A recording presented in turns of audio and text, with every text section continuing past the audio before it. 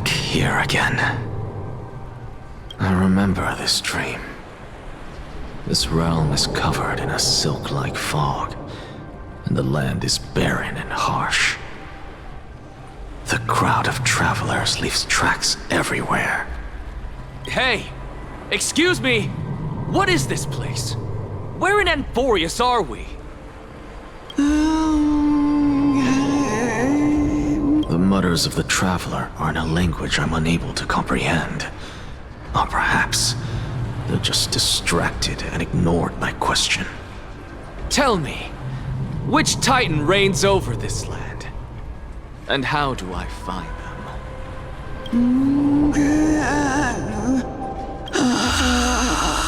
Hand of Shadow.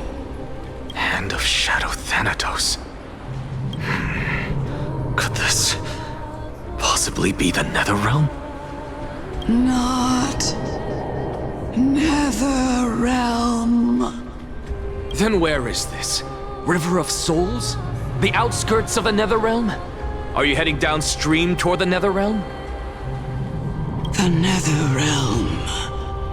Nothing but an illusion. Titan rejects you, me. Listen. What? The traveler lifts their wrinkled fingers and remains silent. I look in the direction they are pointing and listen closely. There. A massive shadow brought the sound of rushing tides. The sound of tides. I can hear it. I hear it, deep within the tides, beyond the closed gates of the void world. A voice, about to recount something. Child of humanity, is it death's embrace you yearn for with such urgency? Oh, you have awoken.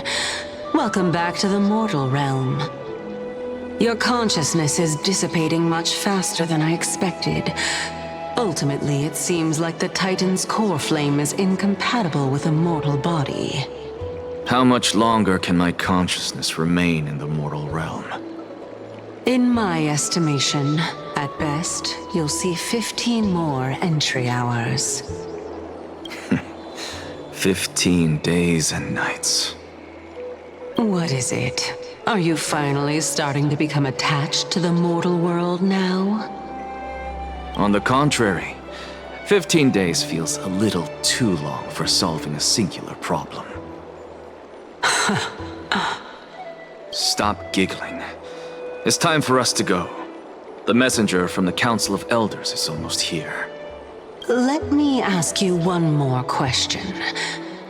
Are you really planning to betray Aglaya's will?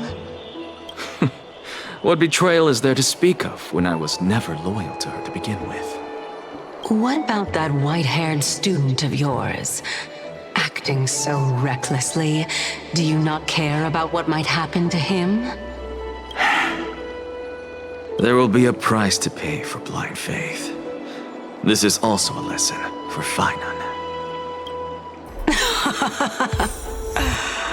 You truly are a strict teacher. Of course. This is how I've always been.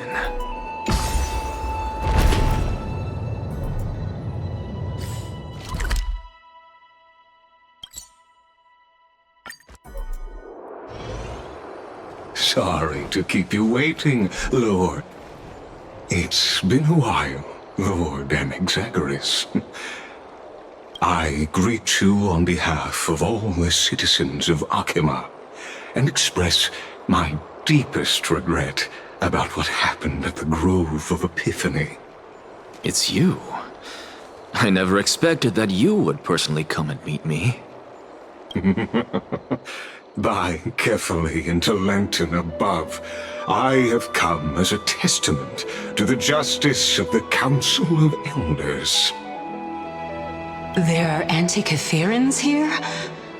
They have been a rare sight ever since the Chrysos War. I extend to you my utmost respect, revered Titan. I am Lycurgus, though you may call me Lygus, holding an honorary position within the Council of Elders in Akima, and as the Theoros, I stand to protect the right of all upright citizens to express themselves freely. You can see them too? You know about us. We Antikytherians perceive the world through the amplitude and frequency of souls. Just as I am conscious that Lady Aglaya is secretly listening in on our private meeting from afar, if necessary, Lord Anaxagoras, I can sever the golden thread to protect your fundamental rights. The demigod should know better, for such is her station. Spare those poor threats, and just let her listen to my words. They shall serve only to unveil her own folly. May I interpret this as you having a countermeasure? I need not any plan, because she can do nothing other than petty espionage. As the Citizens' Assembly approaches, and with Orynyx's fall, any attempt to capture the core flame within me will only usher chaos and calamity. A truth she undoubtedly comprehends. While I, Anaxagoras, serving as the Grove's special envoy to Akima's Citizens' Assembly, have long known the extent of your abilities. Let's forego the formality of asserting authority, Lord Lygus. Lead the way. Very well. Surely Lady Kindness would appreciate such assertiveness in an ally. She's been waiting. Follow me, please. Is there something on your mind, Lord Anaxagoras? Nothing, really. It's just a question that I contemplate every time before I ascend to DAWNCLOUD. For the Titans, does the falling equate to death? Ah, a pondering truly deep. Time is on our side. Do you mind sharing your reflections with me? While all living beings must ultimately face their demise, Kefali has yet to meet theirs. Their journey continues unhurriedly along this long path. Are you suggesting that Kefali may not have truly passed? Yes, for dying implies an ongoing process, an action, whereas death signifies a static state, a definitive termination.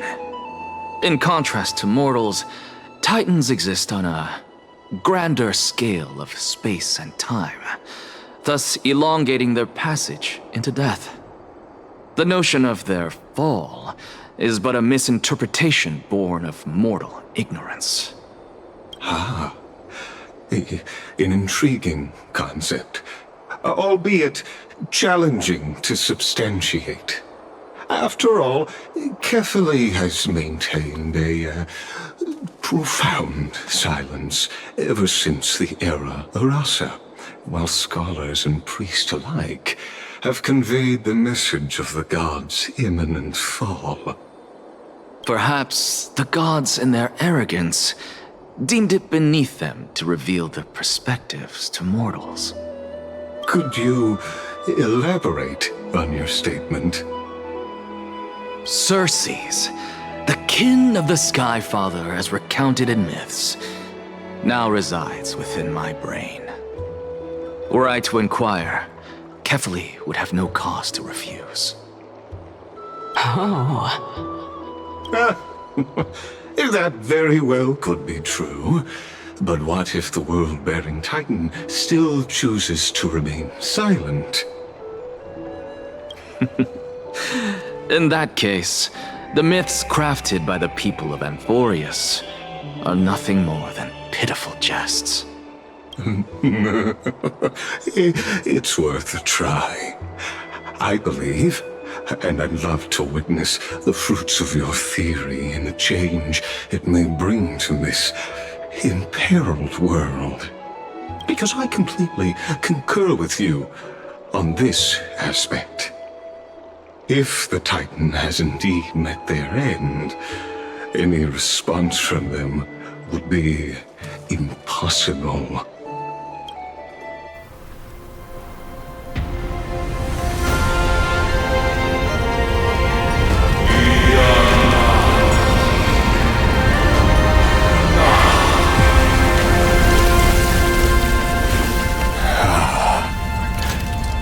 Please, Professor.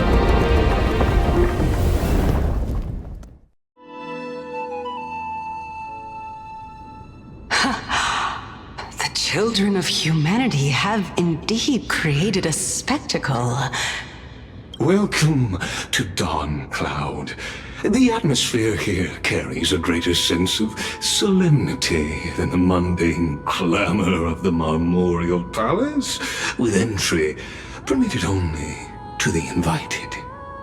Only esteemed beings grace this place, and among them I've received priests, scholars, warriors, and now we even have the honor to be in the presence of a Titan. Oh, what a joyous occasion. Once deemed a blasphemer, now a surrogate for revered divinity. The honor should rightfully be mine, shouldn't it? I'll notify Kindness and the others of your arrival.